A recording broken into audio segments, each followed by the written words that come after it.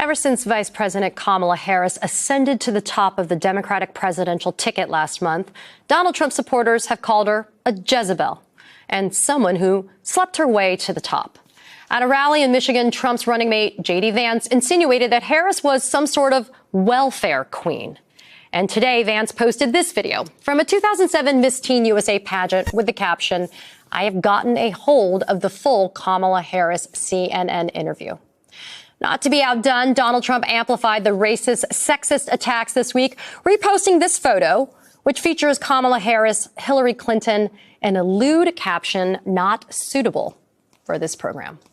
Joining me now is Angela Rye, former executive director and general counsel to the Congressional Black Caucus and a co-host of the fantastic Native Land podcast. Angela, I'm so glad to have you here. This is such an important conversation. We talk about misogyny and sexism all the time. We talk about it in the context of Donald Trump. But let's be frank.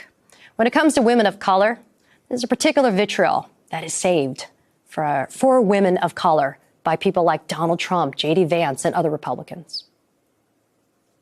Yeah, I think it's not even restricted to party, Katie. I think you as a woman of color, you as an attorney of color, you certainly have seen it. You know, it doesn't even matter. We don't even have to say across the aisle, both sides of the aisle. It is a nonpartisan issue, racism and sexism in this country. That is the reason why a Kimberly Crenshaw could coin a term intersectionality and it be resonant.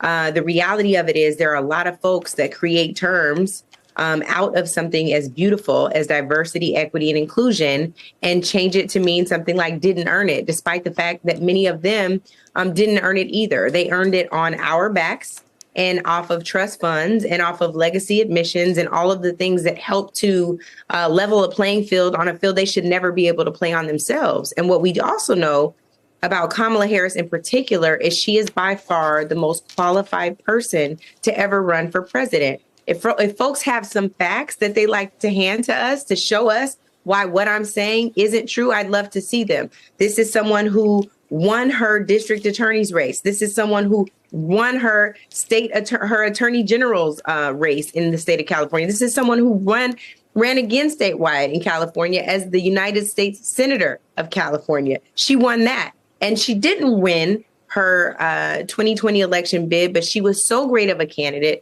that Joe Biden couldn't find a better running mate. And so what we have to come to terms with is the fact that in this country, the demographics will continue to change. And there are people who have had to fight for everything they've ever obtained in this life. And because they've had to fight in that way, they are formidable opponents. The only thing that Donald Trump and J.D. Vance can attack is Kamala Harris's appearance, is questioning how she got to the top. It was by winning and fighting, right? It's everything about her is questioned because they cannot go for qualifications. So instead they go to character, they go to appearance, and they go to promiscuity, which is textbook sexism.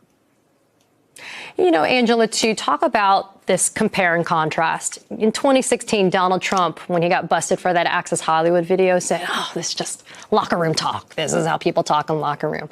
And yet, interestingly, we actually have a coach, a former football coach who spent years in a locker room in Tim Walz, and he's not talking about women. He's not talking about women like that at all. This has to resonate, doesn't it, Angela, not for just the women of the United States, but the men who are allies and advocates and that speak for us in rooms that we're not in.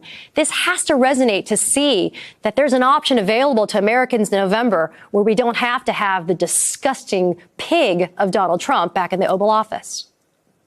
Yeah, I think what is really most important is for people to have those opportunities to check themselves, check their language, check how they're thinking, even if they don't say the thing out loud.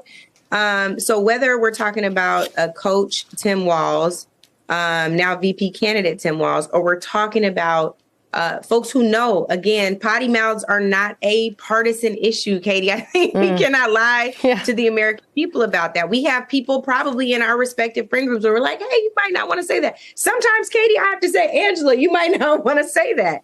Right. There's just those moments. And I think that what we've got to be very clear about is there's no place for the types of language, for the types of imagery, for the types of caricature making that in our political process. There is way too much on the line. We should not let J.D. Vance and Donald Trump trivialize this process. We should not allow them. If you have daughters at home, if you've got nieces, goddaughters, little cousins, a sister, a mom, we all got moms. Don't let them speak about women in this way, right? If you have a queen in your life, make sure that they are talking about queens. If we're all standing together, there should be a certain way that we treat the women in our lives. And it should not look or be reflected like the way in which Donald Trump has spoken about women. And this is not new for him. He's been doing this long before he ever ran for office in 2016. It wasn't Hillary Clinton that brought it out of him. This is how he's been treating women his entire adult life, like property. And that is something that he learned from, I believe, his elders and the folks, his ancestors, right? Like, this is what they believe, that women were chattel, that Black people were chattel. So this is what he's doing.